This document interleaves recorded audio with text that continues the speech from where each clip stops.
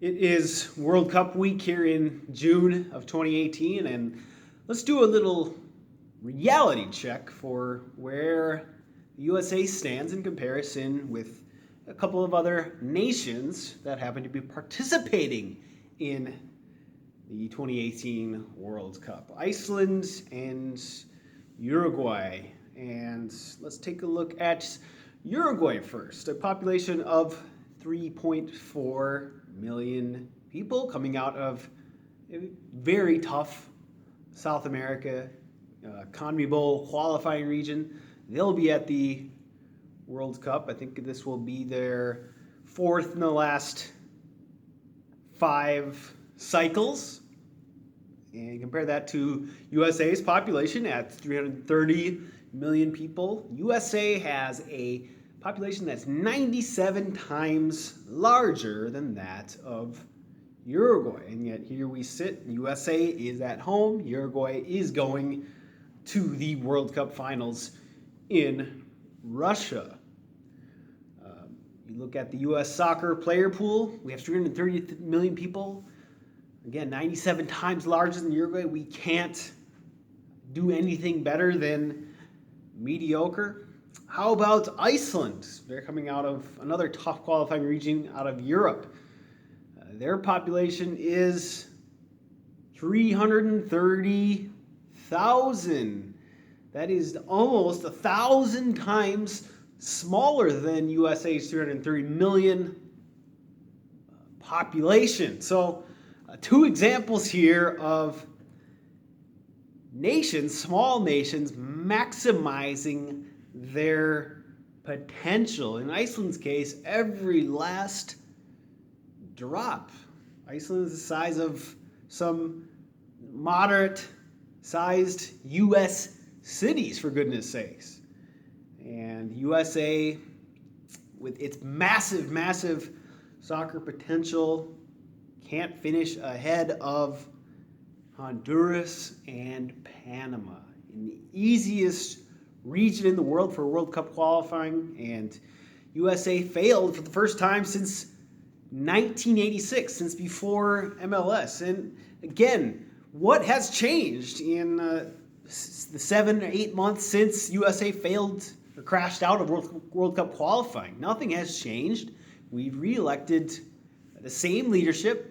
Sunil Gulati's sidekick, the vice president who presided over this U.S. soccer failure. We are doubling down on a failing MLS, which only captures 6% of the total USA soccer market. When you look at the key stat, which is our TV ratings for soccer in America, MLS is a complete failure in the closed system that it presides over, denying fair opportunity for literally thousands of USA soccer clubs and millions of people. It's no wonder we are mired in complete and utter mediocrity, because we have a toxic soccer ecosystem. We have millions and millions and millions and millions of soccer fans in America, 24 million players as of FIFA census in 2006. We have at least that many soccer passionate fans here. You compare that to the population of Uruguay. Let's say we only have 24 million in our soccer first demographic. That's still 8 times larger than the entire population of Uruguay. So there's plenty there for us to draw from, even with the most conservative of estimates. Soccer is a major sport here in America. There is room for other big U.S. sports and soccer as a major sport. The problem is we disenfranchise most of our soccer first population demographic. They are not included. And so we get the impression that, soccer is not a big sport. Well, it is. We just don't include most of our soccer ecosystem in our game. It's as simple as that. You look at the United 2026 World Cup hosting bid for the U.S. being touted, and how this would be this great festival of nations. It's because we have such a great, massive, and diverse soccer population here in America that There are such great prospects for that event here in the States. You look at other tournaments like the 1994 World Cup, which I think still holds the record for the most attended World Cup in history, and the Copa America, kind of the fake Copa America in 2016. That was a big hit among fans. You look at international friendlies for clubs and national teams here in the States. Those are always sold out in large, NFL-sized stadiums. So USA has a massive soccer culture. It just needs to be unleashed. We need to allow them to build their own clubs, to run their own academies, to scout for their own talent.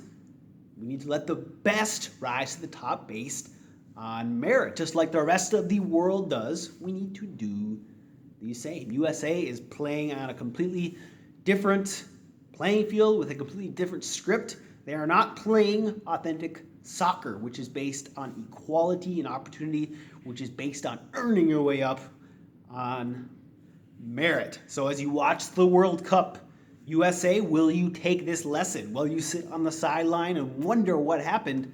Will you go back again and double down on a failing closed system, on a failing MLS? Or will you finally wise up, listen to the people of American soccer, and align our soccer ecosystem with the rest of the normal soccer world? We run a flat earth version of soccer. It's time to run a normal round earth version of soccer.